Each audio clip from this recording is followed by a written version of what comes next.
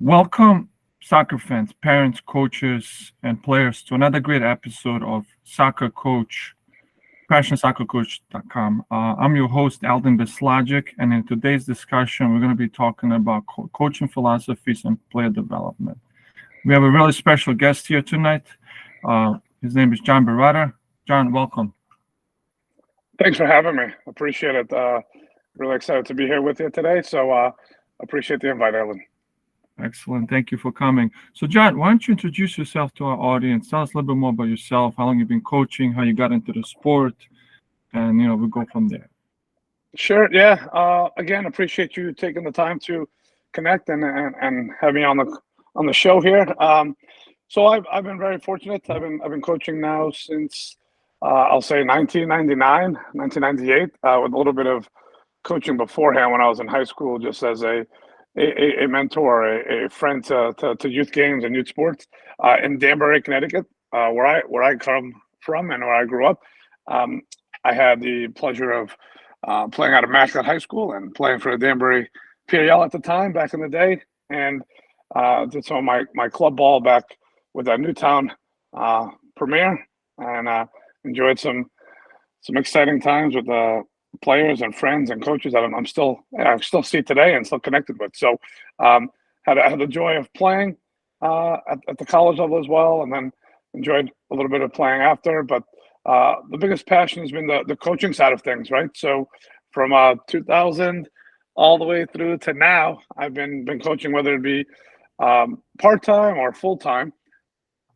I've been able to do this, work with the kids and coaches now and organizations for the latter part of the past 2 decades. I feel very old saying decades, but I've had the pleasure of working with an amazing amount of players and coaches, both on the player development side, coach development side. But I've been very, very fortunate now to be doing full-time soccer for, I think, the last 14, 15 years after I left the youth ministry realm. So it's been really a joy and a pleasure for me to be able to do this on a full-time level and have an impact on the game that has obviously had a major impact on me in my life. So. Well, thanks for the great introduction. I looked at your credentials, outstanding, man. What a career, and it's just the beginning, right? 2 decades is nothing. We're gonna have 4 or 5 decades of coaching experience, right? Because today's discussion, we're gonna talk about coaching philosophy. What is your personal coaching philosophy? Yeah, the fun thing is being a coach and then also being like a coach educator.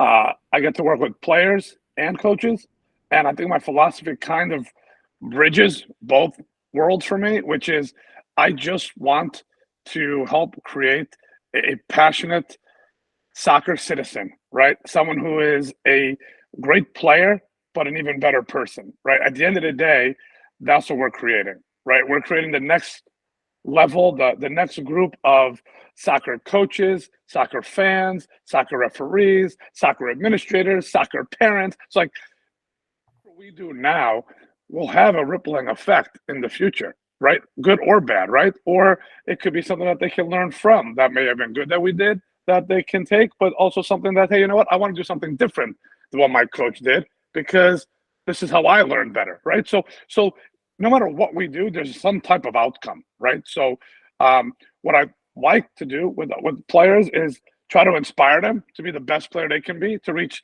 their maximum potential, right? I've been very fortunate. I have kids who play rec soccer their whole career. But I've got kids, I mean, that goes all the way through co-ed, like as they get older.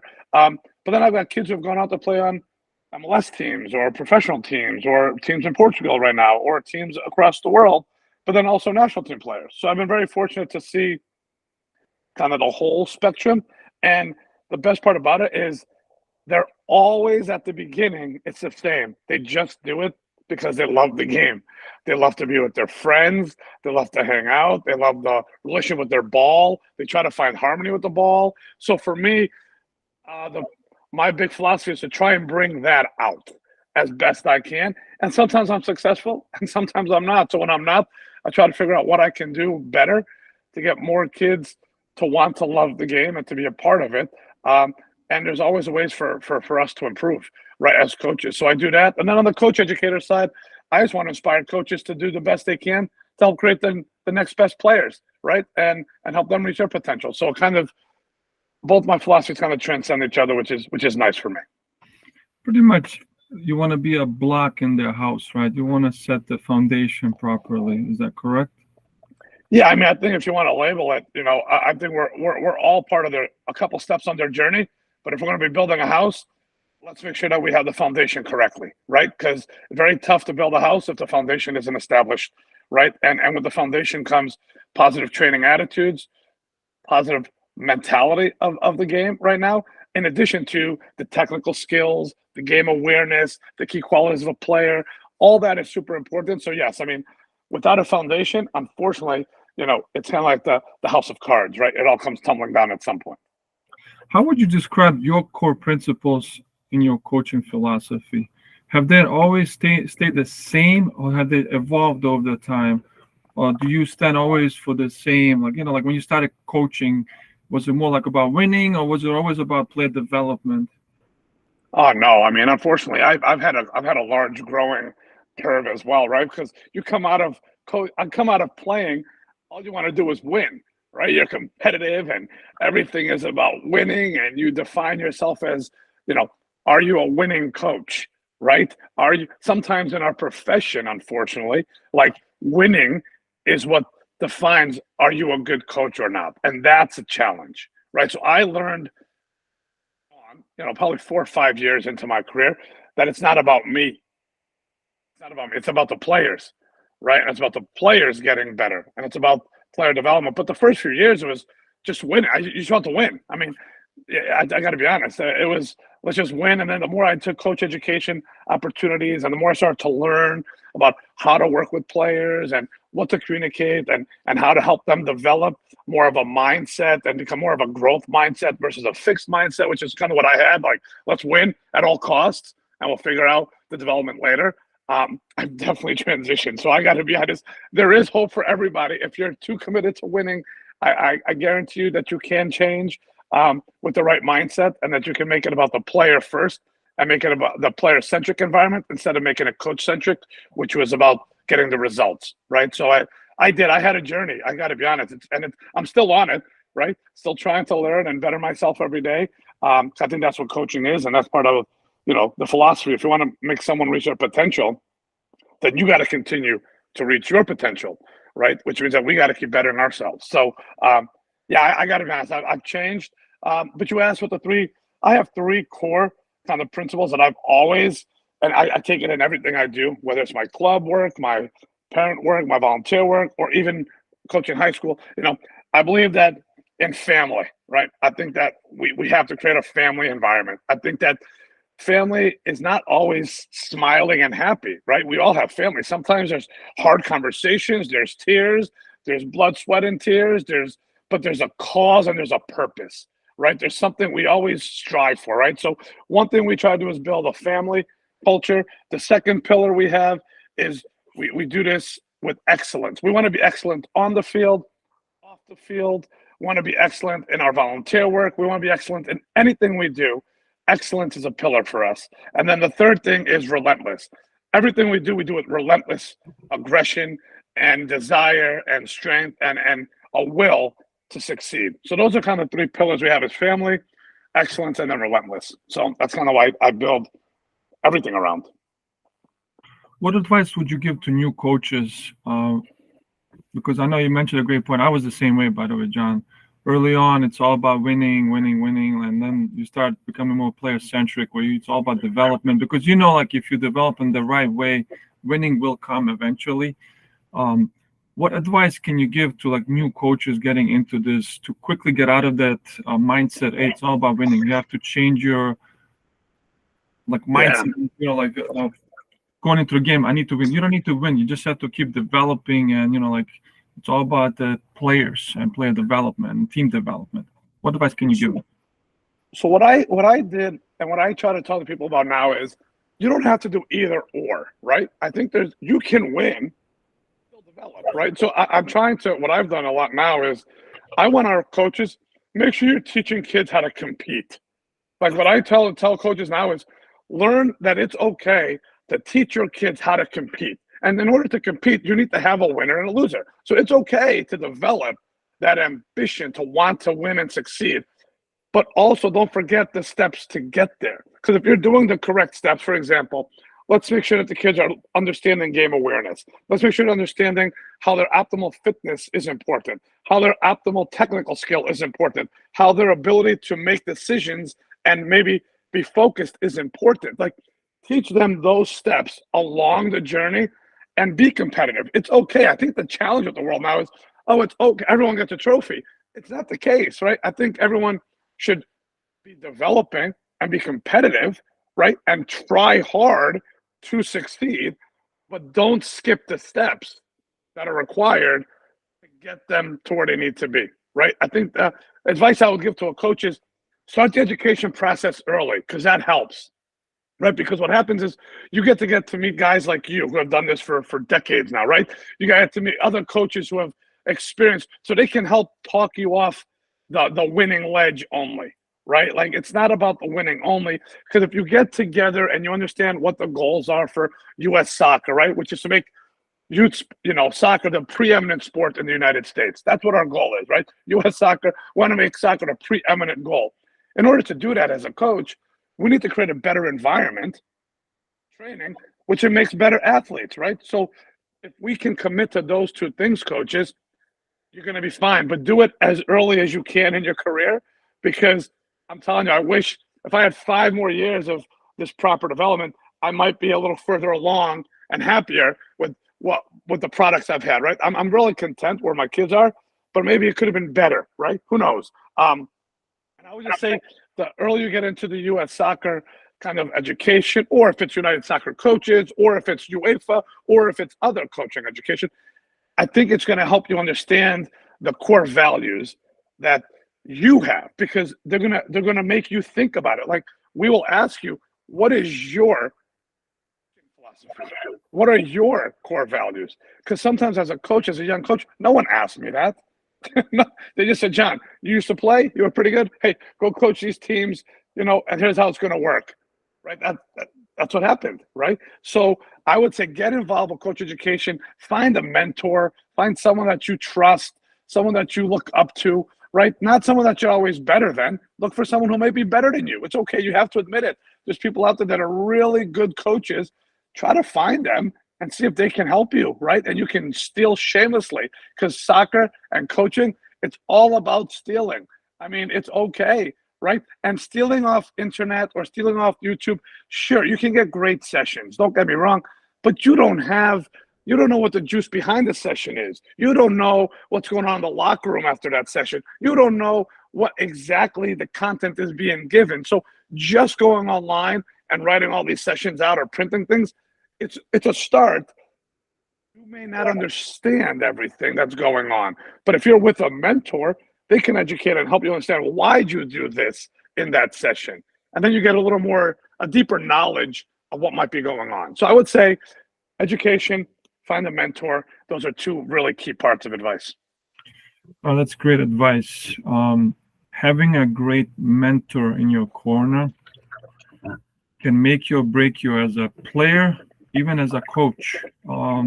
Because with the right guidance, not only education, you can, head in the right direction, but like observing and, taking the best from one coach, from another coach, and then making your own philosophies and molding your own direction. That's important as well. Finding yourself, as you mentioned, you have to find your own core values and your own philosophy, because at the end of the day, like, it's you as a person, as a coach, as a teacher, as a mentor. You're going to be somebody else's mentor. So 2 years ago, this is how Passionate Soccer Coach came alive, because I was mentoring so many coaches, teaching, educating. I got so many questions. I said, you know what? I think I need to put it down. And that's how, this concept came along.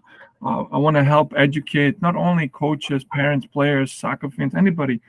Like, we have so much to offer, and soccer is going to continue growing and evolving in the U.S. in a decade. I tell you, like, it's going to blossom to even double the fold, and the interest that we have. And we coaches play a huge role in this development, especially at the younger ages, because either you're going to attract more players or you're gonna scare them off, they're gonna quit, and we don't want to quit to have them quit, we have to. That's why right education, right training, to the young coaches, it's so important, and fostering a great environment, to these kids to compete at the right level, because there's different levels. There's rec, there's travel, there's premier, there's college, there's high school, and so on. And at all these different levels, you approach the coaching differently. And like I tell you, like you 100%, you're so right when you say coaching education is so important, and having a right mentor next to you to guide you, not only as a like as a coach, also as a player. You need a mentor to make you grow as a player. It's so crucial. I think you hit the spot on. I think you mentioned it too. You said, every level has a different, maybe goal in mind, right? But I think every level, that's where you have new mentors, right? So my first mentors were my coaches, my father, Francisco, right? Chico Barata, Wayne Monez, right? My first coaches, right? Then my college coaches, John Murphy and Peter Gardula. I still in touch with John Murphy, a fantastic coach, right? Who has stepped away from the game for now, but he's coached at the MLS levels, at the collegiate levels. Outstanding. So those are the guys that you stay in touch with. Tom Goodman, the director of U.S. Soccer for education. It's guys like that to stay in touch with, to just be able to go back to, hey, how about this, right? Or Tom Durkin. And there's just so many people I rely on that I go to, right? And just to kind of shoot the breeze a little bit, right? And how would you handle this? Because they've already done it, right? And if they haven't, then we can think it through together. So it's not just me coming with the solution. So I think one of the things we teach in the course is leading oneself. And I think that that's a big thing that we need to work on as coaches, is how do we lead each other ourselves, right? If you want to inspire others to want to learn, right, which is one of my goals, is inspire others to want to learn and understand, the importance of player development in the game models, right? Then what are we doing to lead ourselves? Because we can't be on our own, right? We need some support. So I appreciate that you've also understood that, and that's something that you've taken an admiration to, because it is important. No, it's huge. I tell you, just like you, I have mentors, and I still do. And like I always say, even from coaches that I didn't like, I learned something. Because you learn, there's different approaches, different philosophies, different characters, and they try to push you to your best abilities. If it's through the whip approach, if it's through like consultation or positive reinforcement and so on. And I was like fortunate enough to go to all these coaches that you pick up one or two things different, and then of course mentors and educators and so on. Everybody's got their own way of handling certain situations, and you have to find your own way. And like I'm really competitive, just like you were at some point. But now it becomes all about player centricity. Like I want to develop the players, I want to create the right environment, and fostering the right environment when they come up and show, it's hard to do it with the younger ages, right? It's harder because the attention to details and paying attention to the training session is harder, right? So like, what recommendations would you give to like the coaches that have to coach like U5, U6, U7, U8? Like I know it's all fun, but like how do you keep them engaged and so on? What would you say in that environment? So one of my most favorite programs to do, I'm the director of coaching in Easton. So for my town program as well, I've been very fortunate. I've been there for 19 years here in Easton, Massachusetts.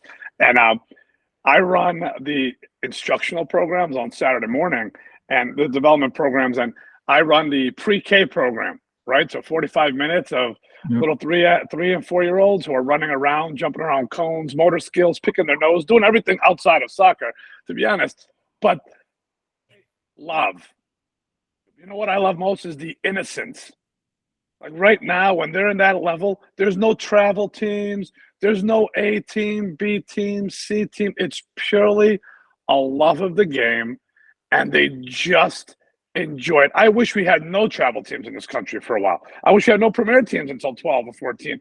I wish that we could just have pure innocence, relaxed training, relaxed development, enjoyable environments with no pressure, right? Because you see it at the 4s, 6, 8s. It's awesome.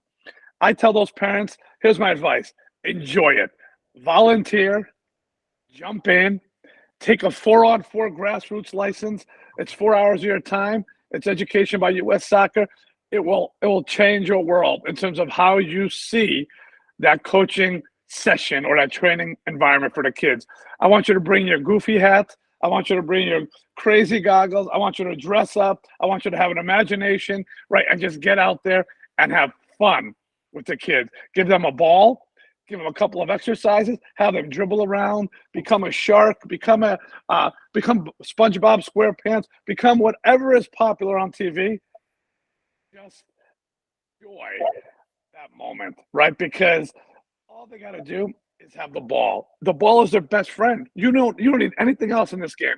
Give them the ball, cleats, the little shin guards everyone buys now. Even the pros were little shin guards like this big, like they're 2.5 inches. So like, just give them the ball, some imaginary games, break out into 1-on-1, 2-on-2, 2-on-1. Who cares what goal they score on? Doesn't matter, right? Just have fun with the games and get parents involved. Because at the end of the day, soccer starts at home, right? And if the kids are playing at home, you're in great shape, right? If they're not playing at home, you know, it's not enough soccer, right? I mean, Tom Myers does an amazing job. He's in Japan. Well, he was in Japan. Now he's coming back to the U.S. And I actually think he has something that is coined soccer starts at home. Great person, great guy. And he does an incredible job of telling people soccer begins at home. Like if your kids have a ball around the house, let them dribble, let them kick it, right? So kudos to him for what he's done and revolutionized the Japan national team and their programs for the men and women.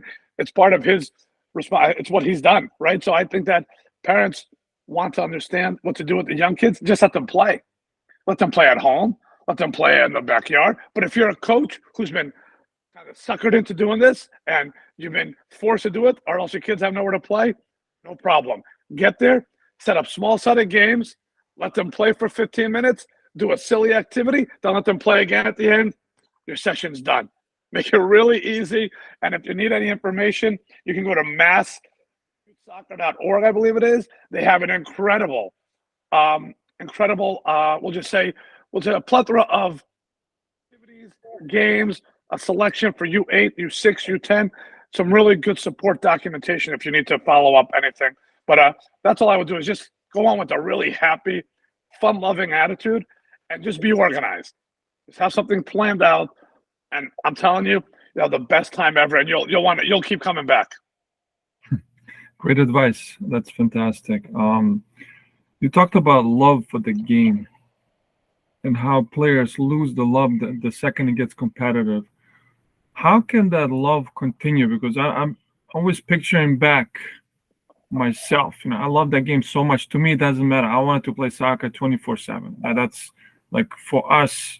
That the soccer is in our blood. Like I grew up with soccer. Like I used to go to my dad's games, my friends, and like I was a huge fan. But I grew up in Europe, where in Europe it's all about soccer. In the U.S. you have baseball, football, you have basketball, 10 other sports, right? Lacrosse, and so on. How do you continue like channeling that love for the game with this young audience? I know you mentioned U4, U6, U8. What do we have to do as coaches? What advice would you say to continue fostering the love for the game, like so they continue playing at home, so they don't get distracted. Yeah. Like I don't know if you have like an answer to it, because that's a. So it's a great question, right? And obviously the Aspen Group does a great job in terms of how many kids are staying with the game, don't stay with the game. The Aspen Institute does a really good job of that. And players drop off like 12 and 13 because they're not having fun, right? You ask kids, why do they play? The top three reasons are fun, friends, like the game. Like winning is not in there. Competition's not in there. But the challenge is, if you want my number one, I think the silver bullet is let kids play. Is if they're at 8 years old, 9 years old, 10 years old, and they're on the bench, they're not loving the game. So I think one of the challenges, to be honest, is let them play the game. Make sure that they're on the game, on the field at least 30, 40% of the game. Because if not, they no longer feel connected, right? So they need to stay connected to the game. Also, one challenge, a suggestion is for parents. Let your kids fail. sometimes you put us coaches in a tough spot because what happens now is there's a club on every corner, there's another program on every corner, there's private training everywhere. So all of a sudden, you're unhappy your son or daughter may not be playing where you want them to play. And it's like, well, I'll just go somewhere else.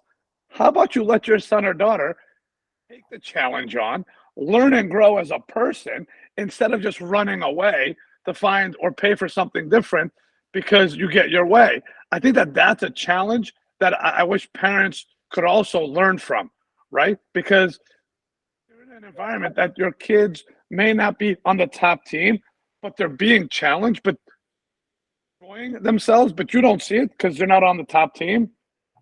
It doesn't necessarily mean you should leave, right? An organization, right? It means that you should really buckle down, help your son and daughter understand there's challenges in life. Working hard hopefully will get you what you deserve. And guess what? Just because you work hard doesn't mean you're good enough to play yet.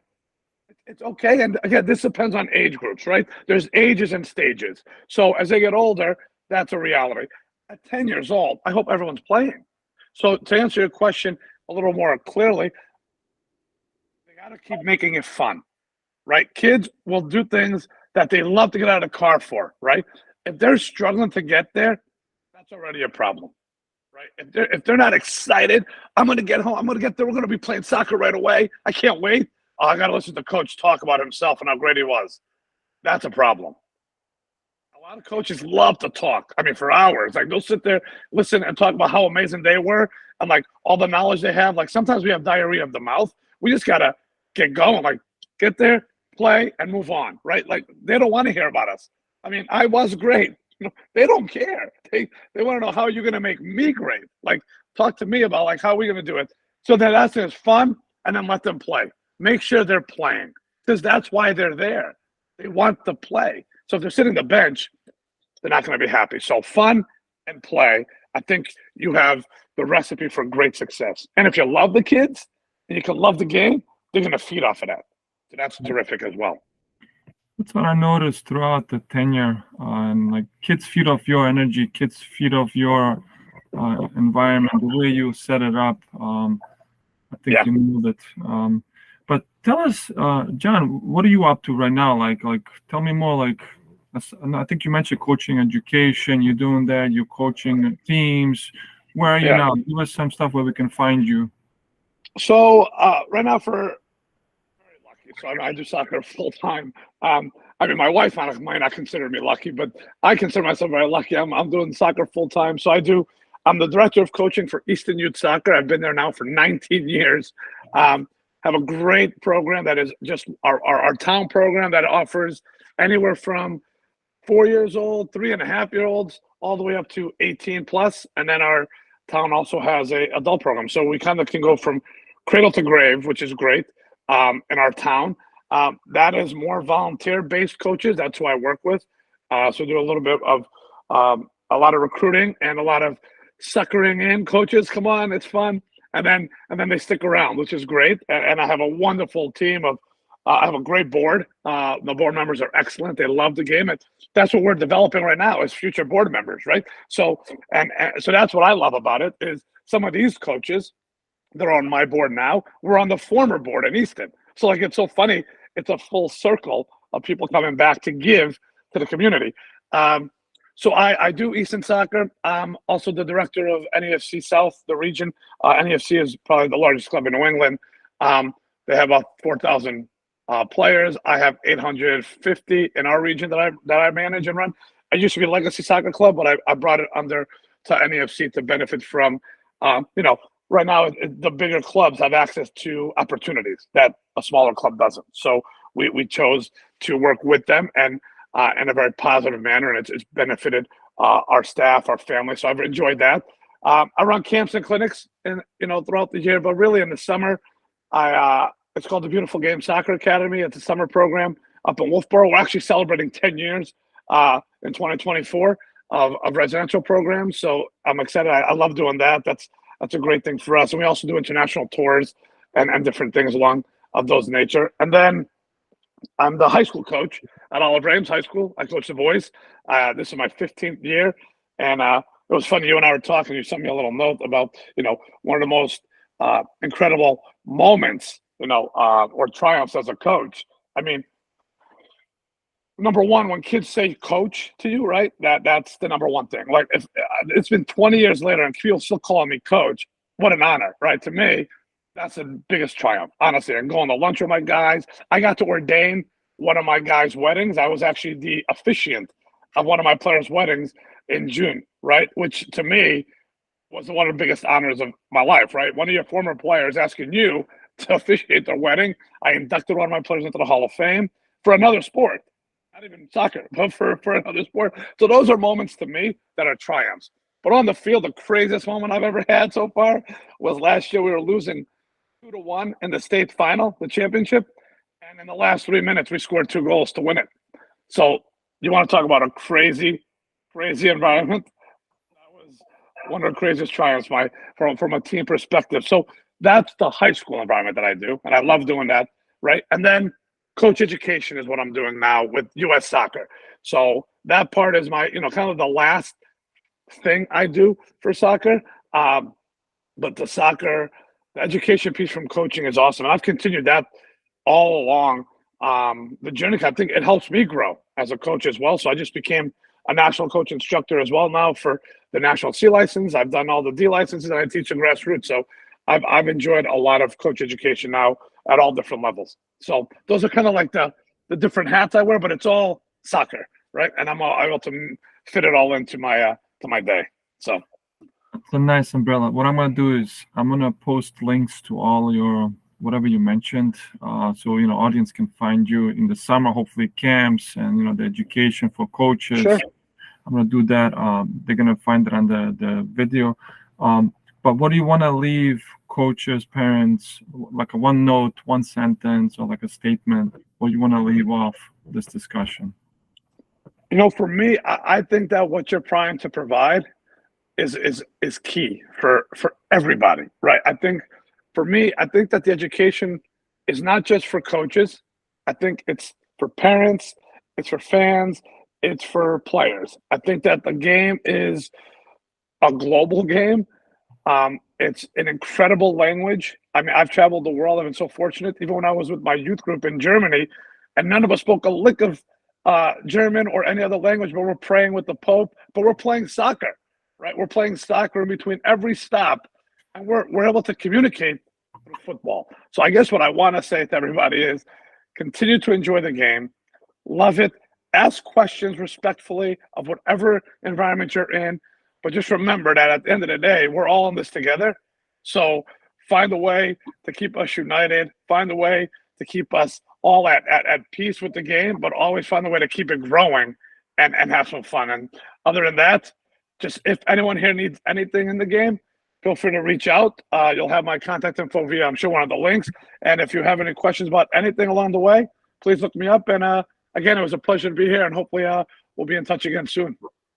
John, thanks for being on. I appreciate it. I appreciate your time. Best of luck in this season. I'm hoping you're gonna catch the game this weekend, USA versus Germany. They're playing. I hope you're gonna come. That's why I'm representing today. I'm like cheering, for USA. So I'm hoping we're gonna show some good, positive results, which is gonna be a tough game.